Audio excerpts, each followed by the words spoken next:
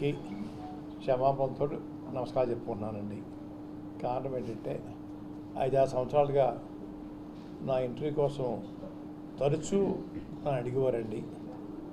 నేను ఏది ఆలోచించకుండా మీకు ఇంటర్వ్యూ ఇవ్వలేక నేను నువ్వు అనేవాడిని. మీ అందరూ బాధపడేవారు. నిన్న కూడా ముఖ్యమంత్రి గారు కలిసిన తర్వాత పార్టీలో చేరిన తర్వాత మీడియా పాయింట్ దగ్గర మాట్లాడమంటే ఎన్నో సంవత్సరాలుగా మీకు నాకు ఉన్న బంధంతో మా ఊళ్ళో మాట్లాడతానండి, మా ఊళ్ళతో మాట్లాడతాను అని చెప్పేసి అక్కడ మాట్లాడకుండా వచ్చేసి రావడం జరిగిందండి. మిమ్మల్ని నిరుత్సాహపరచకూడదు. 5 సంవత్సరాల నుంచి నాతోటి ప్రయాణం చేశారు ప్రేమగా, కానీ మీకు అందుబాటులో లేకపోవటం, రెండోది ఆలోచన నేను డిసిషన్ తీసుకోకపోవటం వల్ల మిమ్మల్ని కలలేకపోయాను. ఈరోజు కలిశాను మంచిగా. ఆ కారణంగా కలలేకపోయినందుకు మీకు ఇంటర్వ్యూ ఇవ్వనందుకు క్షమించమని కోరడం జరిగిందండి. గౌరవ ప్రజానీకం వారి ఆశీస్సులతో వారి ప్రేమతో నిన్న రోజున గౌరవ ముఖ్యమంత్రి జగన్మోహన్ రెడ్డి గారి సమక్షంలో నేను పార్టీలో చేరడం జరిగిందండి. ఇది 14 తారీఖున జాయిన్ అవ్వాలి. ఏదో కొద్దిమంది తోటి వెళ్దామనుకుంటే విపరీతమైన స్పందన వచ్చి సుమారు 3-4 వేల వెహికల్స్ కార్లతో ప్రయాణం చేయాలని ఎక్కడికక్కడ ఉత్సాహం ఉండటం వల్ల నేను భయపడ్డానండి. ఓ పక్క పిల్లలు పరీక్షలు అవుతున్నాయి. ఈ పరీక్షల్లో వాళ్ళు పరీక్ష కేంద్రానికి వెళ్ళటానికి ఈ మా ర్యాలీ చాలా ఇబ్బంది కలిగించేస్తుందనే ఉద్దేశంతో అదొక కారణం అండి.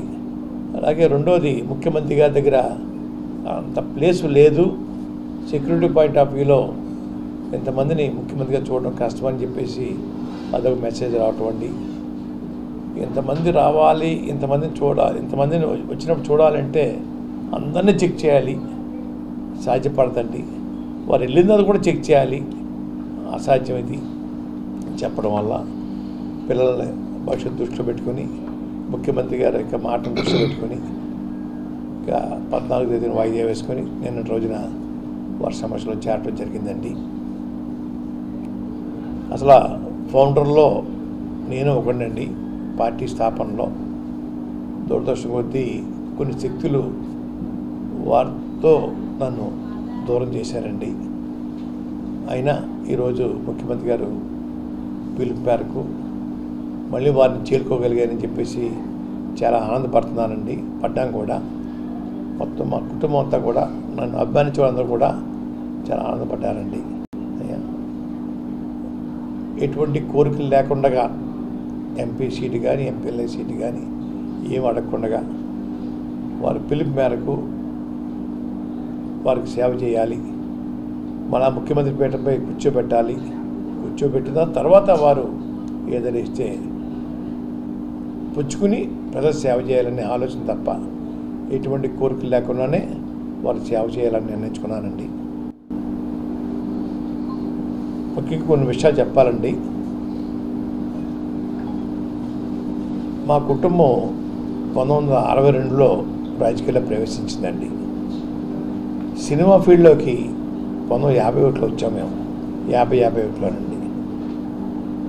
మేము సినిమా ఫీల్డ్లోకి వచ్చినప్పటికీ ఇప్పుడున్న నటులు ఎవరో కూడా పుట్టి ఉండరు అనుకుంటున్నాను నేను. అయ్యా 62లో రాజకీయంలో వచ్చినప్పుడు కూడా వీళ్ళకి ఏబీసీలు కూడా రావండి. మా కుటుంబానికి రాజకీయ భిక్ష పెట్టింది బీసీ వర్గాలండి, దళిత వర్గాలు.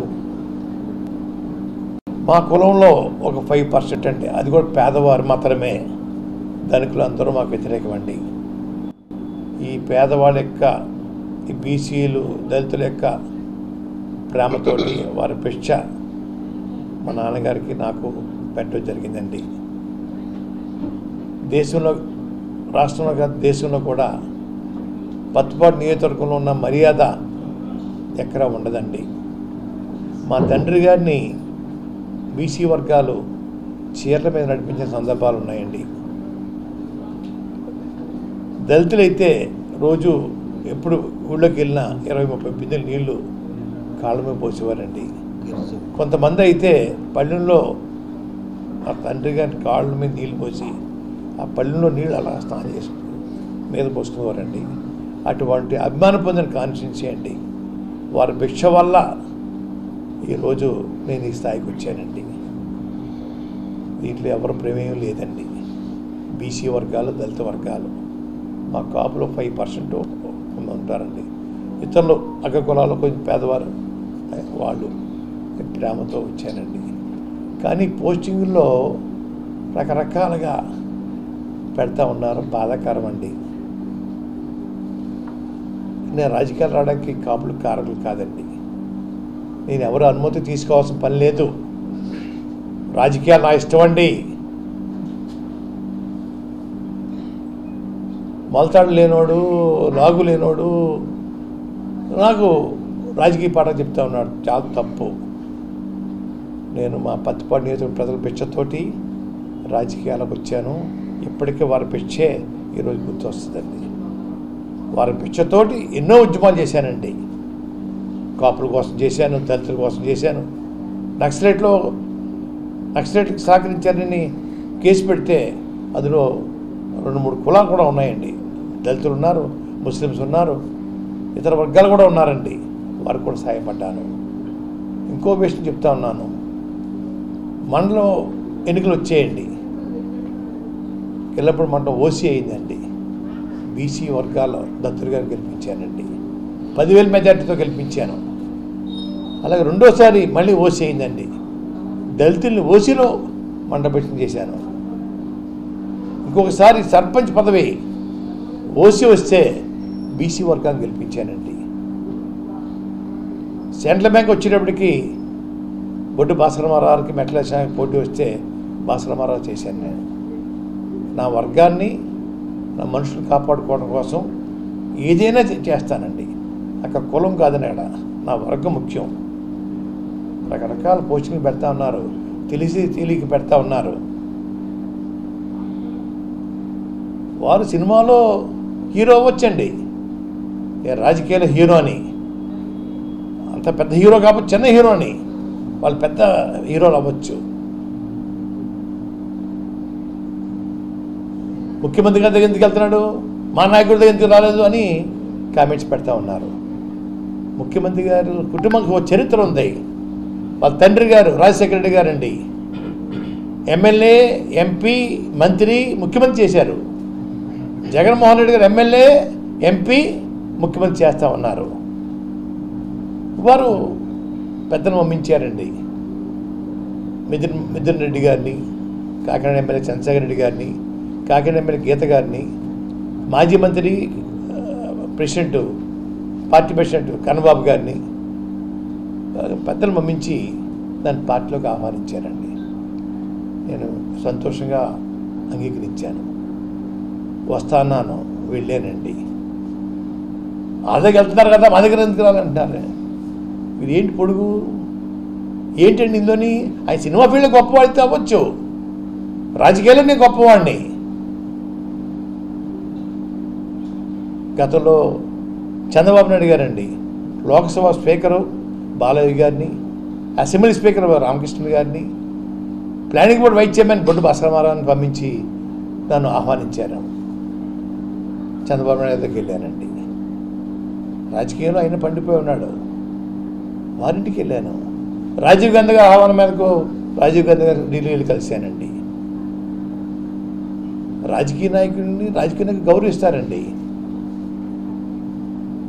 వారు రారా, వస్తానని చెప్పేసి ఎనమ్మకు నీటిలో నానబెట్టేసి అదిగో ఇదిగో చెప్పడమా, ఎందుకు రాలేదంటమా, ఇది మంచి పని కాదు. మిత్రులారా, మిమ్మల్ని మిత్రుల్లో చెప్పలేకపోతున్నాను, గౌరవమైన సోదరులు అంటున్నాను. తప్పుడు పోస్టింగ్లు పెడతా ఉన్నారు. రాజకీయాల్లో నేను ముందున్నాను, సినిమా ఫీల్డ్లో నేను ముందున్నాను. వీళ్ళందరూ ఎవరు లేరు మాకు పాఠాలు చెప్పడానికి. వీళ్ళకి హక్కు లేదు. రాజకీయాలు నేర్చుకోండి, మా దగ్గర నేర్చుకోవాలా. ఇంకో విషయం చెప్తానండి. ఆ రోజుల్లో మా తాతగారు కర్నూలు మున్సిపల్ ట్రైనింగ్ అయ్యేది ఐఏఎస్ ఆఫీసర్లకండి. ప్రతి ఐఏఎస్ ఆఫీసరు మా తండ్రి గారు మా తాతగారి దగ్గర ట్రైనింగ్ వచ్చిన సందర్భం ఉన్నాయండి. ఒక సీనియర్ ఐఏఎస్ ఆఫీసర్ చెప్పాడు, మీ తాతగారి పేరు ఈ ట్రైనింగ్ లిస్ట్లో ఫస్ట్ పేరు ఉందండి, మీకు ఎంతో మీకు గౌరవం అని చెప్పారండి.